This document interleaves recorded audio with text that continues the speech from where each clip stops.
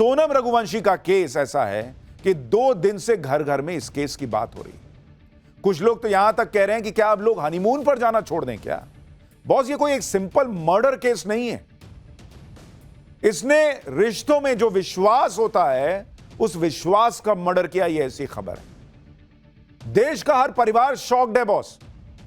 आप सोचिए, मां फोन करे, मुझे आज किसी ने बताया कि उसकी मां ने फोन किया और बोला कि बेटा तुम्हारी शादी कैसे करेंगे, लड़की ढंग की नहीं मिली। तब आप सोचिए इस खबर का इंपैक्ट क्या है। मां को लग रहा मेरा बेटा हनीमून पे जाएगा तो मरा तो नहीं जाएगा। और आप अपनी पत्नी के साथ सेफ नहीं है, पत्नी मार देगी, अपने लोग मारने लग जाएंगे, आदमी क्या करेगा? जिंदा रहेगा क्या करेगा बॉस? इसलिए इस खबर का इंपैक्ट बहुत बड़ा है और इसलिए यह एक नॉर्मल क्राइम स्टोरी नहीं है, यह बहुत गंभीर खबर है और इसलिए इस खबर पर बात करना जरूरी है। इसकी एक एक बारीकी को समझना जरूरी है क्योंकि हमारे आसपास इस तरह की खबरें अचानक से बढ़ गई हैं। कभी कोई पत्नी अपने पति को अपने आशिक के साथ मिलकर मार देती है और नीले ड्रम में भर के सीमेंट में दबा देती है। चल क्या रहा है बॉस? कभी सोनम रघुवंशी जैसा केस आ जाता है जहां नई नवेली दुल्हन पर ही आरोप लग जाते हैं कि उसने अपने हनीमून पर ही पति को भाड़े के हथियारों से मरवा दिया।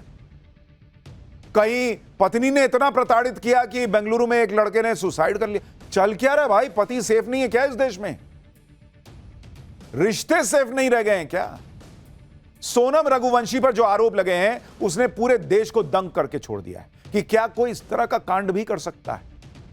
इस केस में गजब गजब के ट्विस्ट आ रहे हैं, बड़े बड़े खुलासे हो रहे हैं और ये ऐसे खुलासे हैं जो इस केस में लोगों को और भी ज्यादा हैरान कर देंगे। पूरा देश पहले से ही इस केस को देखकर दंग है कि एक लड़की जिसकी शादी हुए 10 दिन हुए थे, उसने हनीमून ऐसा प्लान कर लिया कि हनीमून पर ही कॉन्ट्रैक्ट किलर्स को बुलवाकर अपने पति का मर्डर करवा दिया। और आज तो और बड़े बड़े खुलासे हो गए जिनके बारे में आज आपको पाठशाला में बताऊंगा। आज आपको ऐसी एक्सक्लूसिव तस्वीरें दिखाऊंगा राजा के बेडरूम की, राजा के घर की, और बहुत कुछ है आज पाठशाला के इस चैप्टर में। लेकिन आप देखिए कि इस केस को लेकर कैसे लोगों में गुस्सा है। सोनम ने जिन भाड़े के हत्यारों को पति राजा के हत्या के लिए सुपारी दी थी, उन आरोपियों को जब ट्रांजिट रिमांड पर शिलोंग ले जाया जा रहा था तो लोगों के गुस्से से बचाने के लिए कैसे पुलिस उनको बचा के ले जा रही है। आप देखिए, पब्लिक का मूड था कि इनको वहीं पे कूच दें, ऐसे बचा के ले जाना पड़ रहा है। ये वो आरोपी हैं जिन पर आरोप है कि इन्होंने ही सोनम के कहने पर राजा रघुवंशी को मारा। तो आप इनका चेहरा ढका हुआ है, ये देखिए, और इनको पुलिस लेके जा रही है। तो भाई भीड़ थी, भीड़ का बस चलता तो वहीं कूट देते इन लोगों को। और कुछ लोगों ने लगाए हैं 1-2। इस केस को लेकर और क्या खुलासे हुए हैं, पुलिस हिरासत में पिछले 24 घंटे में सोनम रघुवंशी के साथ क्या क्या हो रहा है, वो आपको आगे बताऊंगा। लेकिन पहले इस केस के ताजा अपडेट की एक झलक देखिए।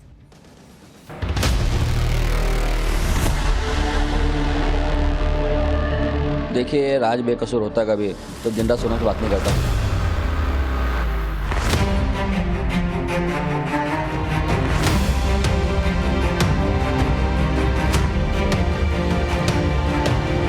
कभी ऐसा नहीं कर सकता, हम उसको हमेशा से जानते हैं।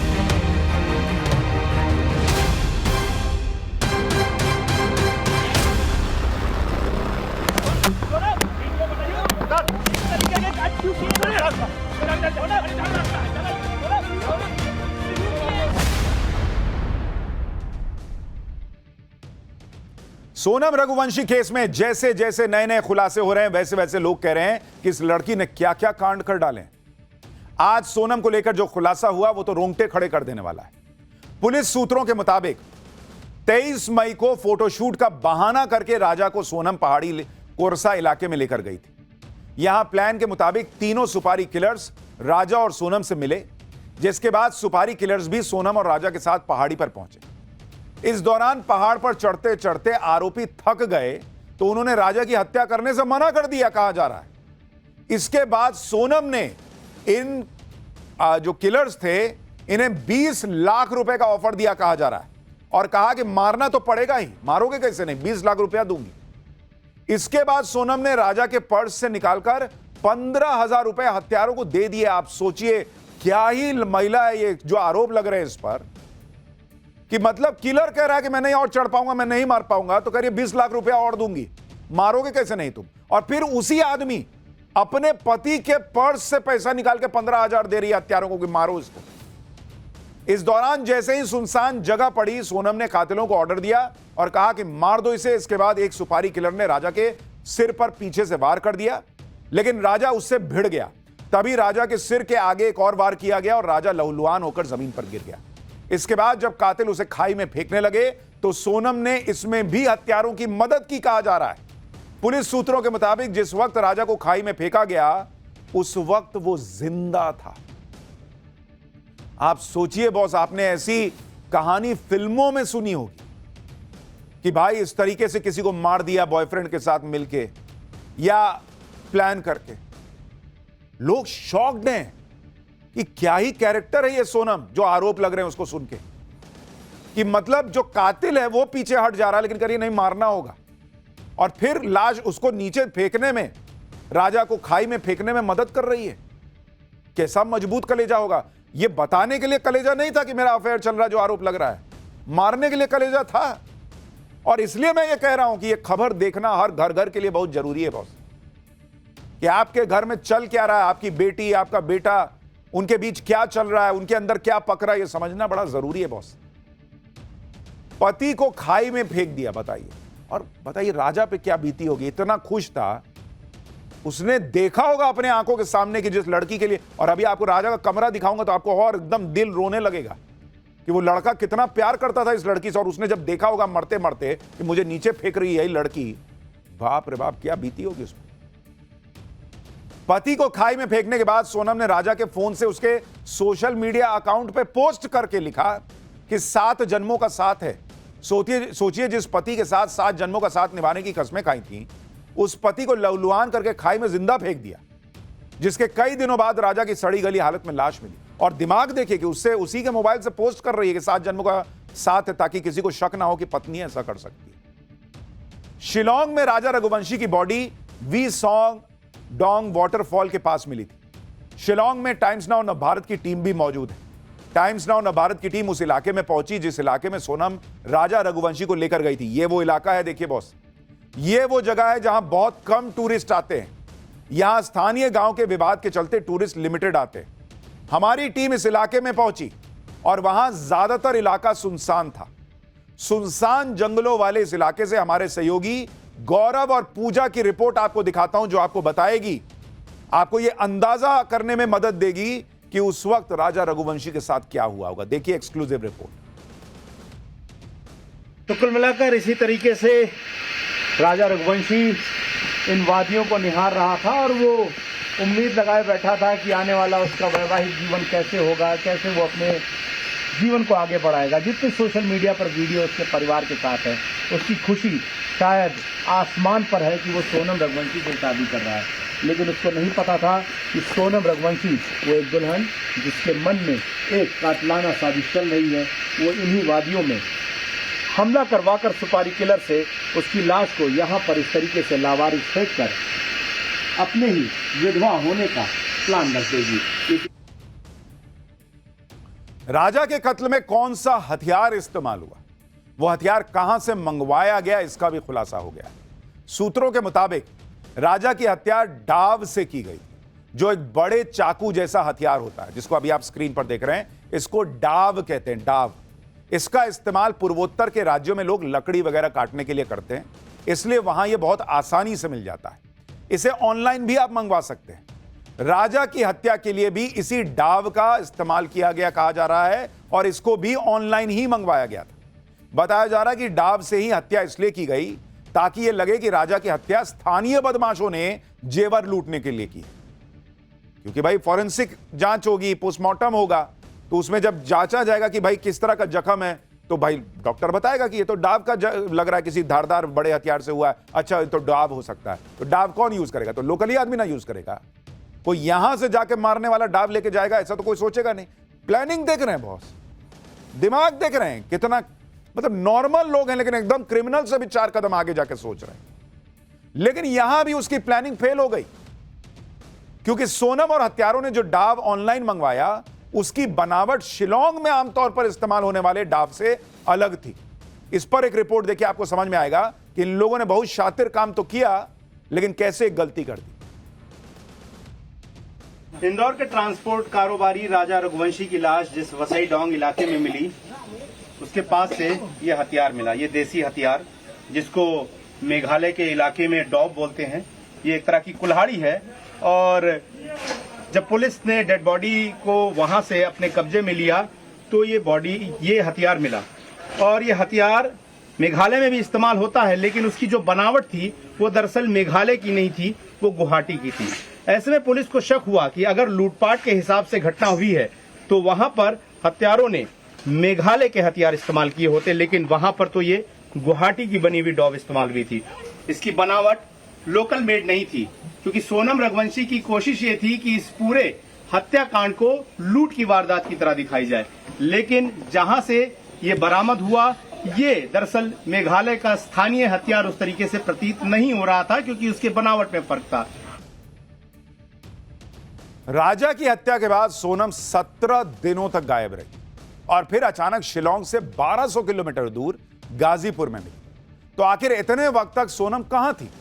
अब इसको लेकर भी बेहद चौंकाने वाला खुलासा हुआ है। शिलोंग पुलिस के सूत्रों के मुताबिक 23 मई को पति राजा के मर्डर के बाद सोनम तीनों हत्यारों के साथ वापस शिलोंग लौटी। शिलोंग से वो सिलीगुड़ी गई कहा जा रहा है। 25 मई को सिलीगुड़ी से ट्रेन के जरिए वो इंदौर पहुंची थी, यह भी दावा किया जा रहा है कुछ रिपोर्ट्स में। सूत्रों के मुताबिक सोनम इंदौर में किराए के कमरे में रुकी थी। प्लानिंग के मुताबिक सोनम इंदौर से यूपी के गाजीपुर पहुंची।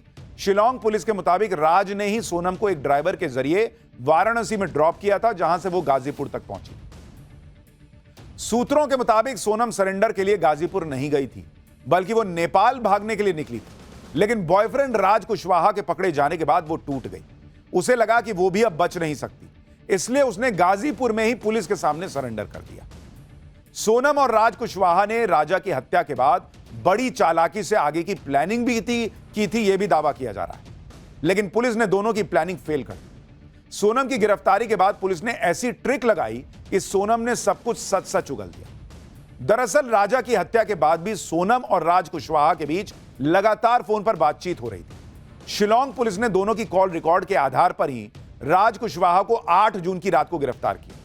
इसके बाद ही सोनम गाजीपुर में ढाबे पर मिली। पुलिस सूत्रों के मुताबिक सोनम के मिलने के बाद गाजीपुर में दोनों की वीडियो कॉल पर बात करवाई गई। सोनम से कहा गया कि राज कुशवाहा ने सब सच बता दिया है।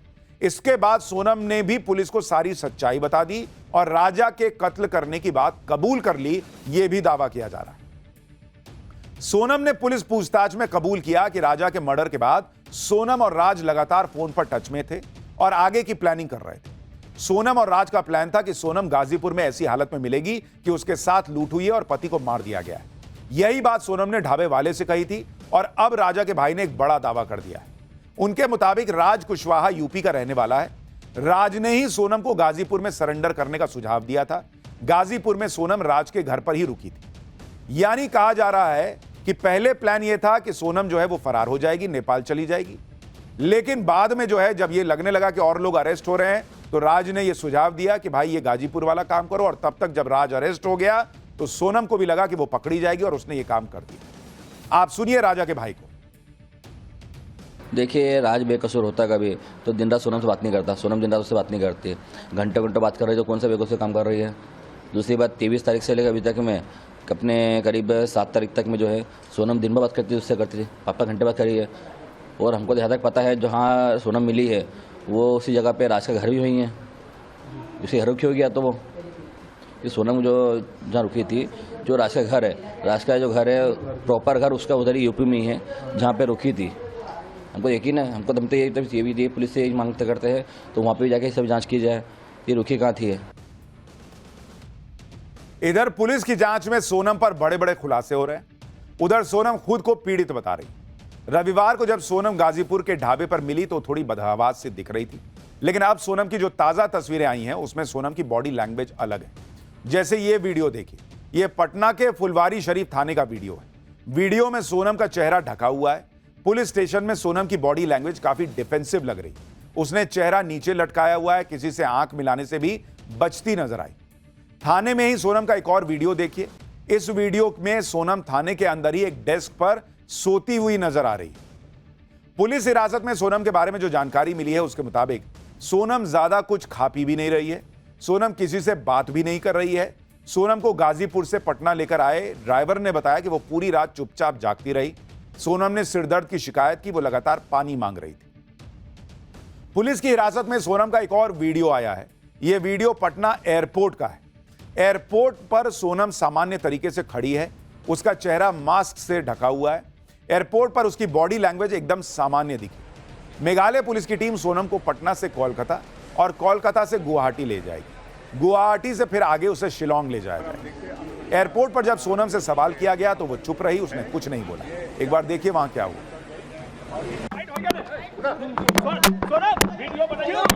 इस तरीके के काट क्यों किए? इधर रास्ता है, सोनम क्यों किए?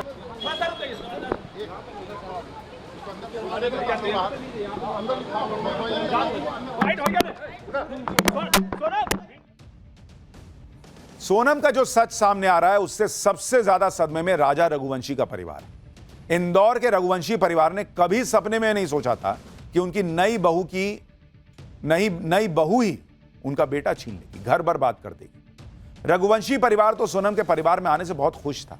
शादी के बाद सोनम का बढ़िया स्वागत हुआ था। राजा और सोनम के बेडरूम को बढ़िया तरीके से सजाया गया था।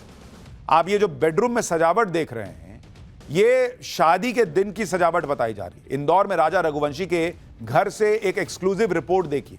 ये रिपोर्ट बताती कि राजा सोनम से कितना प्यार करने लगा था। राजा के परिवार ने कैसे सोनम के लिए खास तैयारियां की थी। एक बार आप तस्वीरें देखिए भाई, आई लव यू लिखा हुआ है उसने सोनम के लिए बलून से दीवार पर। पूरी छत जो है वो बलून से ढकी हुई है। अब तो कई दिन हो गए तो उसमें से हवा निकल गई। एक बार ये रिपोर्ट देखिए कि राजा कितना प्यार करता था सोनम से। उसके कमरे की तस्वीरें देखिए, फिर आपको बताऊंगा कि राजा रघुवंशी के घर में सोनम से जुड़ी और कौन कौन सी चीजें अभी भी मौजूद हैं। ये राजा और सोनम का वो कमरा है जहां पर शादी के बाद ये दोनों कपल जो है एक साथ रहते थे। बाकायदा इस पूरे कमरे की अगर आप तस्वीर देखेंगे, आप अंदाजा लगा सकते हैं कि एक नवविवाहित जो जोड़े का कमरा होता है जिसे सजाया जाता है, कुछ उसी तरीके से इसे अभी भी सजाया गया है। और साफ तौर पर अंदाजा लगाना बिल्कुल मुश्किल नहीं होगा कि किस तरीके से घर की नई बहू का स्वागत जो है वो करने की तैयारी पूरे परिवार द्वारा यहाँ पर की गई थी। यहाँ पर आप देख पाएंगे छतों पर जो है लाल रंग के जो गुब्बारे हैं ये लगाया गया है साफ तौर पर, और वो इसलिए लगाया गया है कि एक मैसेज जो है वो अपनी बहू को लेकर दिया जा सके कि वो कितना उससे प्यार करते हैं। जब सोनम शादी करके पहली बार राजा के घर आई तो पूरे रीति रिवाज से सोनम का गृह प्रवेश हुआ। रीति रिवाज के मुताबिक राजा के घर में सोनम के हल्दी वाले हाथ दीवार पर आज भी छपे हुए हैं। ये तस्वीरें देखिए, ये सोनम के हाथ है। उस समय हल्दी लगी थी। आज कहा जा रहा, आरोप लग रहा है कि सोनम के इन्हीं हाथों में खून से सने हैं। वो हाथ राजा के खून से सने जिन पे कभी हल्दी लगी। शादी में मिले गिफ्ट, शादी में पहनी राजा की जूती, सब कुछ जैसा का तैसा वहां मौजूद है। राजा रघुवंशी के घर से एक और रिपोर्ट देखिए, फिर आपको बताता हूं पूछताछ में क्या पता चल रहा है। लेकिन ये मैं एक तस्वीर आपको दिखाती चलूं कि देखेंगे आप कि जब घर में नई बहू आती है, नया जोड़ा आता है, तो बहू के हाथ का जो छापा होता है घर की लक्ष्मी के तौर पर, उसे मार्क कराया जाता है। देखिए श्री गणेश जो हैं उनकी यहाँ पर आराधना की गई जब दोनों ही नवविवाहित जोड़े घर में आए। घर के जितने कोने हैं ये एक दीवार हो गई, या इसके बाद ये जो तीसरी दीवार भी आप देख रहे हैं, तो ऐसे ही चारों तरफ जो घर है वहां पर इसकी जो हाथ के छापे होते हैं सोनम के वो हैं। और ये देखिए चीजें अभी भी ऐसी की वैसी हैं। आप देखेंगे कि ये जो जूती है, ये जो मोजड़ी है, ये आप देख पाएंगे कि ये दूल्हे राजा बने राजा रघुवंशी की है। और साफ तौर पर घर और कमरा जैसे का तैसा बना हुआ है।